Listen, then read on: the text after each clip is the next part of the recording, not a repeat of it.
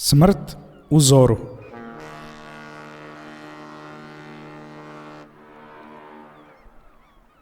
Vidjeh patnju ja u zoru, kroz gromadnu tvrdu goru.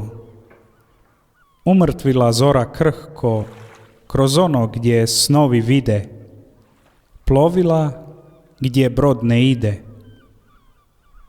Brodove snažne vidjeh, goleme, mrtve na pučini, same, prazne, u daljini.